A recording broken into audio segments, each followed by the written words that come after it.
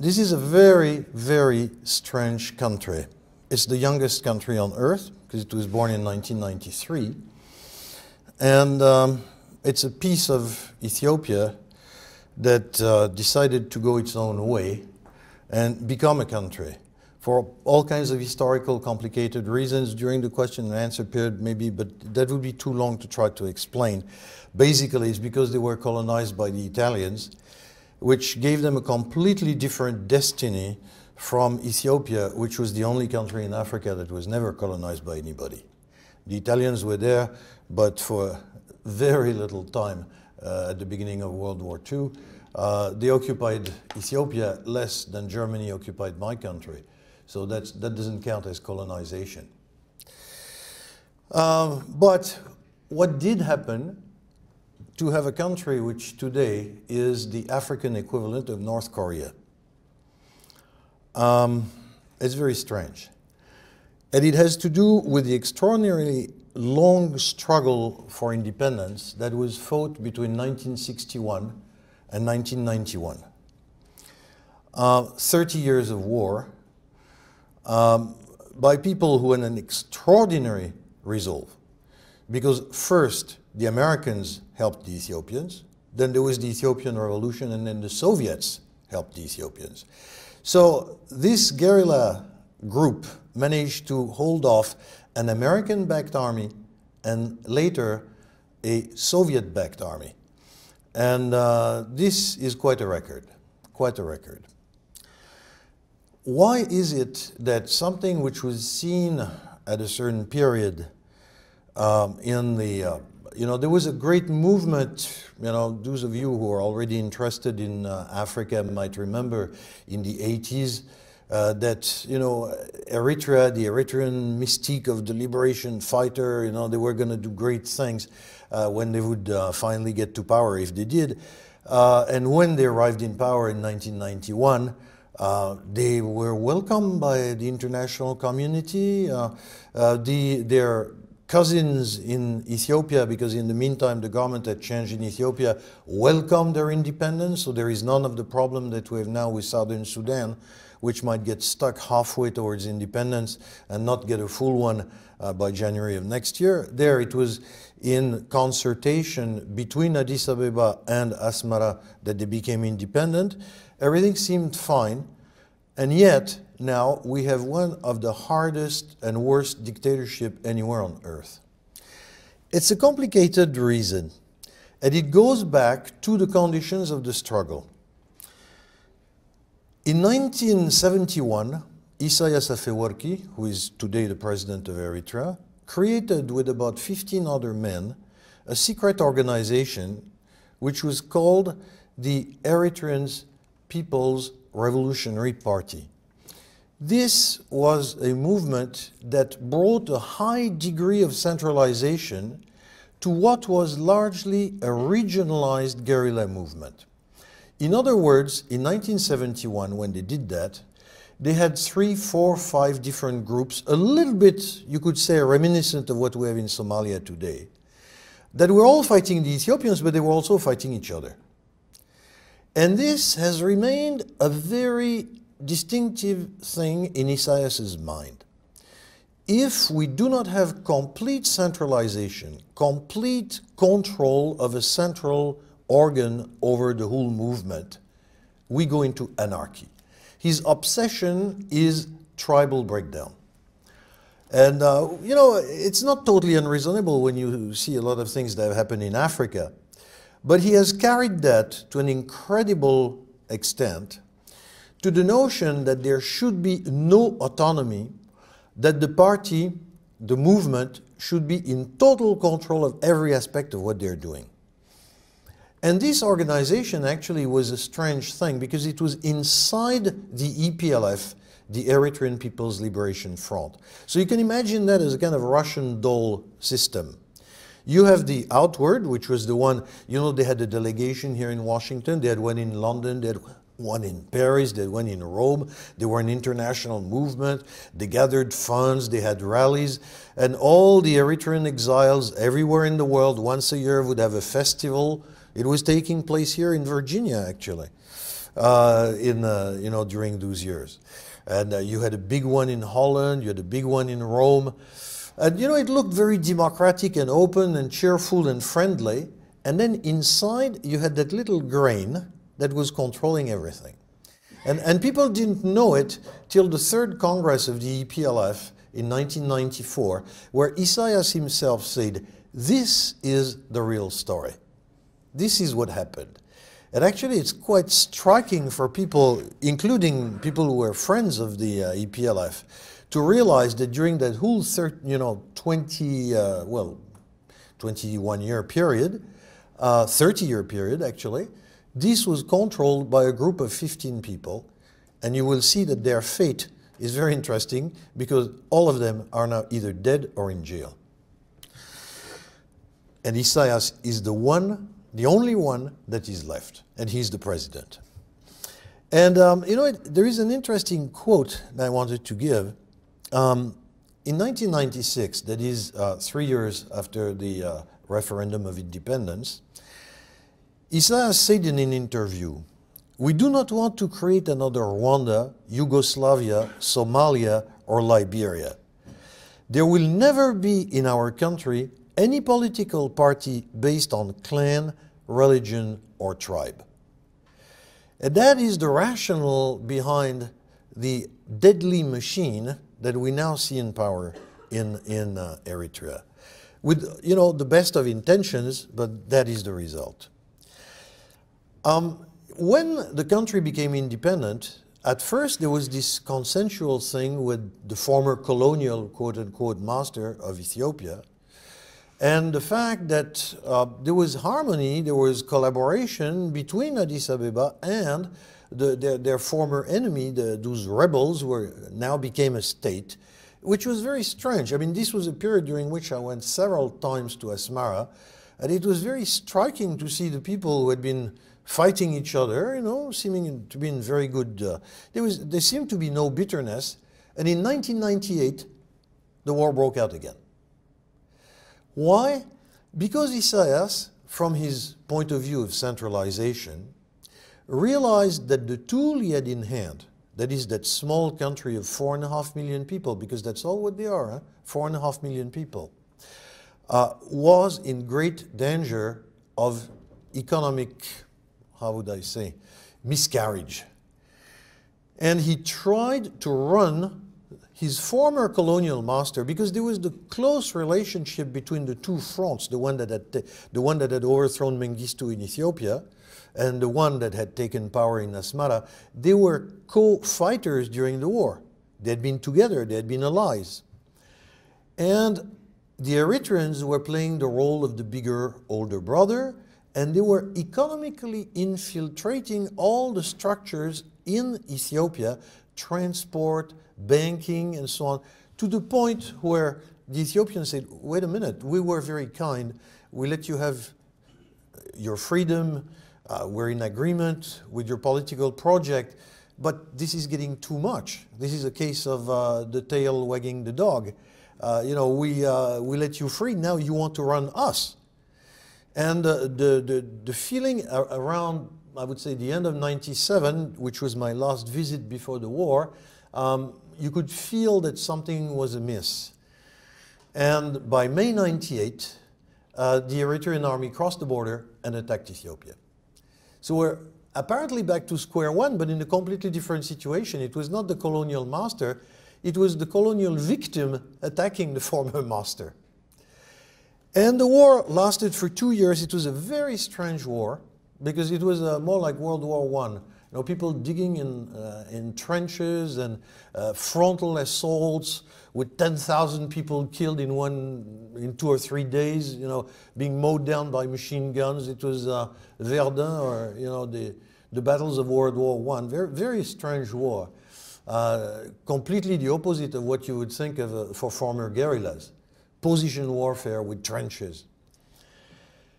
And the end was a kind of non-peace, non-war, during which, since the cause of the war could not be admitted, Isaias never admitted that he was trying to conquer the former master, there was the Algiers peace agreement, which led to a very uncertain situation.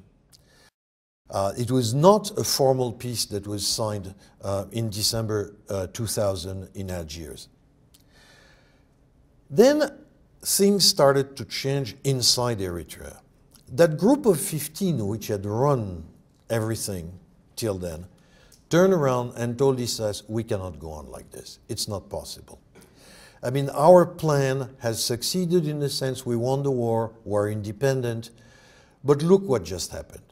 This new war that we have had between 1998 and 2000 was caused by the fact that with your idea of control, centralization, domination, you have now pitted yourself against reality. We're 4.5 million. The Ethiopians are 84 million. It was completely crazy to try to attack them. And this is due to our system of government because you carried into peace the system we had during the war. Now, it was very good during the war. We won the war. We control everything. Now is the time to relax, to open up and democratize the system. For about 6 months, there was an argument. And then, strangely enough, the consequences, the creation of the dictatorship came because of 9/11. You know, on 9/11, the Americans were strongly disturbed, let's say. They stopped looking at the rest of the world. A week later, Isaias arrested the totality of the political bureau of his own party. On the 18th of September 2001, he put everybody in the clique and said, this is the end of the democratization problem. That was a rather rough measure. Nobody noticed. There was, I mean, obviously the attention was elsewhere. And Isaias calculated perfectly. He did it in 2 days, 18th and 19th of September. And this was the end of any attempt at opening up the system. And this was the beginning of a descent into hell, where we still are, as far as Eritrea is concerned. Because what happened? And let's take the little pieces one by one. You had something which Isaias thought was the key to a proper control of the front, which was called the National Service. All young people were supposed to be military trained for 6 months and then serve the country without pay for 18 months. And they would do things like work on infrastructure and do things of national interest, and after that they would be released. The National Service, and by the way, if you take a cab here in Washington, if you have an Eritrean driver, talk to them about that. You will hear very interesting stories. The National Service became absolutely without limit. All males between the age of 18 and 50 and all females between the ages of 18 and 40 became subject to a new form of national service, which became a kind of open-ended form of slave labor. Because people could, and some of the people who run away, and some of whom you can find here in Virginia, because now you have over 220,000 refugees, Eritrean refugees, for a country of 4.2 million. This is an incredible rate. The people who ran away were people who were in this open-ended form of national slavery. You know, actually this is what people call it, not national service, but national slavery. You could be 3, 4, 5 years. Some people who are still in it today have been in it since 2000, for the past 10 years. People work without pay. And they work without pay for the state. Compared to that, Russian communism was an open and democratic system. People live in military camps, and they work at projects supposedly of national interest. There was a journalist about 2 years ago who asked Isaias, you know, the national service has gotten totally out of control. It's being, you know, going way beyond its initial purpose. And I love the sentence that Isaias used to describe it. He said, this is not slavery. This is very shocking what you're saying. And he said, this is mobilizing people in a low-wage environment. I mean, I love the sentence. You know, a lot of the people who have been mobilized in this low-wage environment are trying to run away. And you know, when you see, for example, the people who get drowned when they are crossing the Mediterranean, crossing from Tunisia to Italy, you know, and you see many, many of them. Usually, if you look at the proportion, you know, you have Kurds, you have Somalis, and so on. But usually 40 to 50% of them are Eritreans. People who have managed to make all the way to Tunisia and who are trying to get into Europe. And for a country which, you know, the African continent has over 500 million people, these guys are 4.5 million. And they make up half of the refugees who are trying to get into Europe. When I'm talking about hell on earth, I'm not exaggerating. And the notion also that they would be working for projects of national interest is getting weaker and weaker. Now you have common stories when you talk with the refugees. I've done a little bit of research into that. I went to Italy because that's where you have the greatest numbers congregated. You will hear young men telling you, I had to work on an officer's farm because he was growing flowers that were exported to Holland. The Dutch are great. They love flowers. They buy them. Some of them do not realize that they are produced by slave labor. You know, the officer told me, you know, this is your national service. You work on my farm. And he said, but, you know, national interest. So the guy gets beaten and he works on the farm. And of course, he runs away if he can. Now, at least 30% of the members of the national service are females. You can guess the type of sexual relationships into which they are forced by army authorities that have control over them. Because the national service is under the control of special courts. These courts were initially created in 1996, before the last war, to repress corruption. You know, the paradox of how institutions can be turned around. And these courts were staffed by army officers, and they were told, you know, you go after people who are corrupt, forget about legality, forget about what is in the law books. But now these people have control over the national service structure. So it has been giving the control of the national service into the hands of people who do not know anything about law and who have been told that they were free to act as they wanted. So, for example, being a young lady in this particular situation is usually not very comfortable. You see a lot of women among these refugees because their situation is even worse than that of the men. Now, people who try to escape have to think twice, because not only do they run the risk of being arrested, but also if they are caught on the border, they're shot. You know, it's exactly like the thing between the two Germanys. The border guards just shoot anybody on sight. But then if the person manages to flee anyway, that person will see that the family will be pursued. And usually the parents will be arrested and they will be put in jail, and to release themselves they have to pay $3,500, which in Eritrea is an abominable amount. It's I mean, it's something, you know, the average, a good salary in Eritrea is $250 a month.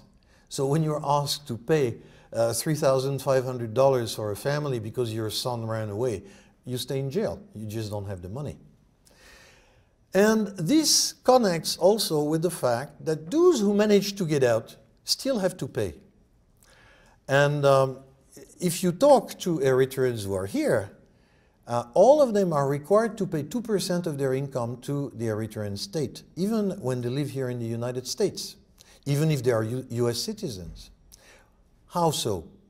If they do not pay, they cannot get, if they, for example, they carry a US passport, they cannot go back to Eritrea. They will not be given a visa. If they still carry an Eritrean passport, this passport will not be renewed.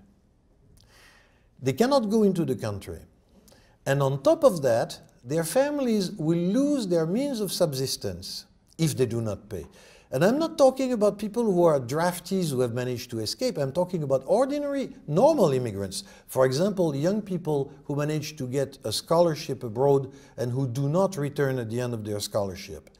If they choose to stay in Europe or in the United States and they do not pay, I was talking recently with people who say, well, my mother has a restaurant, a small restaurant in Asmara. If I do not pay, her license will be withdrawn. She'll starve. So they have the capacity to push the buttons to get money out of the population that is outside, whether or not they want to go back in for a visit, or whether they simply want to avoid their relatives being punished in extremely difficult circumstances. The control is absolutely total. Since this arrest of all the leaders of what is called in Eritrea the G15, the 15 people who are at the core of the political system, there is no free press at all. All the journalists, there was a free press up to 2001. The journalists were all arrested together with the people of the G15, all the 15 leaders who were put in jail. By the way, out of these 15, 6 are already dead. You know, they'll just keep them in jail till they eventually die. Eventually all of them will die. And there are no journalists, and there is absolutely no form of free press whatsoever. So you end up with only a government-run newspaper, which is the exact equivalent of the Pravda of 1952, where, you know, all the news are things like, you know, today we inaugurated a new milk cooperative, or we built 5 kilometers of roads in that particular place, or the Fruit and Vegetable Association has known great development. You know, reading that press can put you to sleep in 3 minutes. It's an absolutely amazing thing.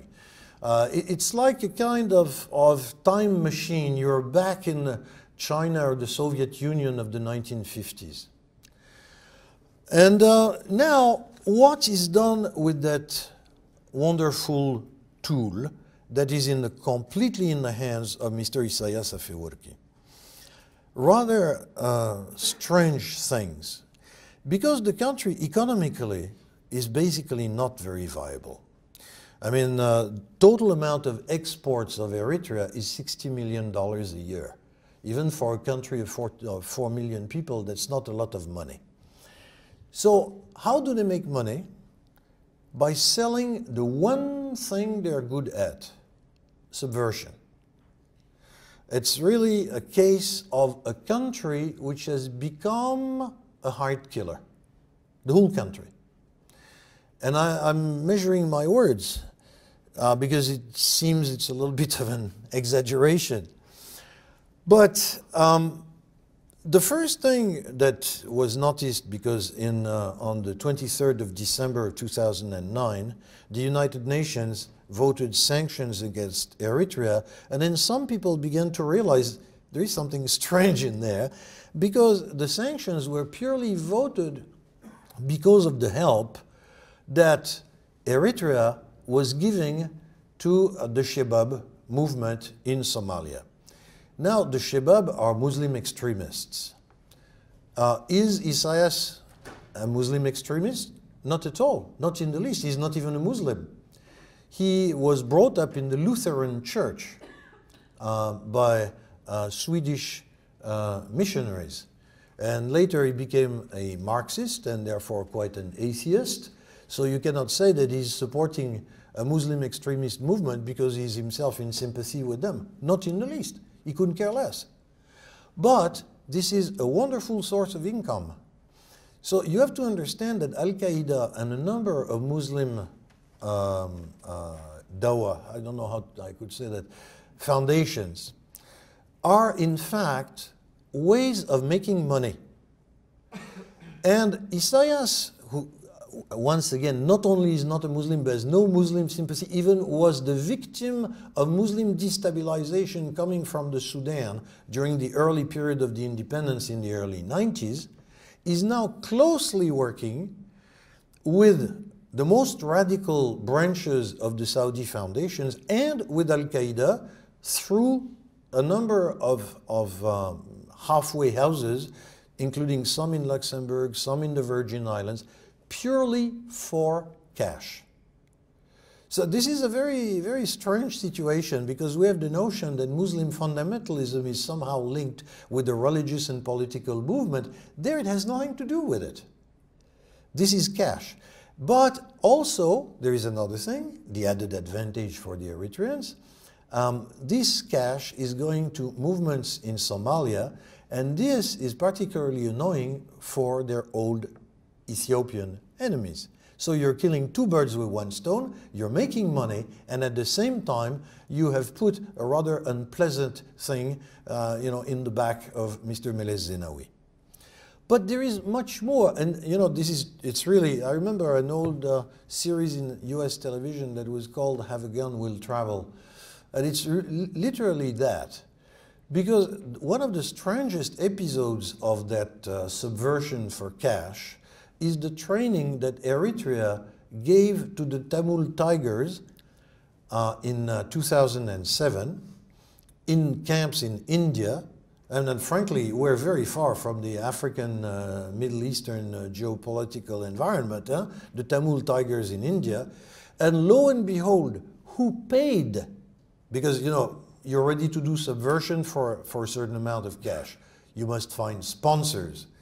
And I must say that the sponsor in that case was rather amazing. It was the government of Norway.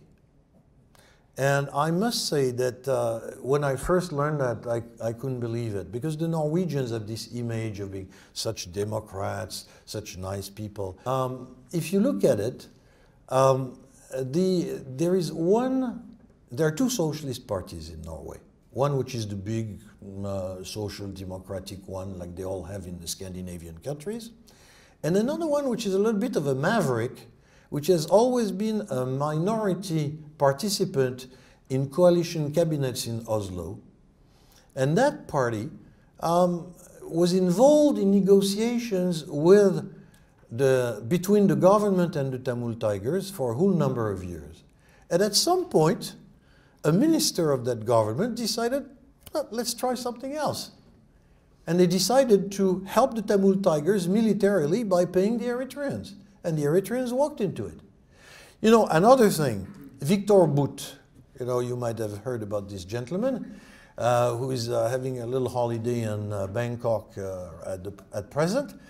Victor Bout was one of the great suppliers of these operations for Eritrea.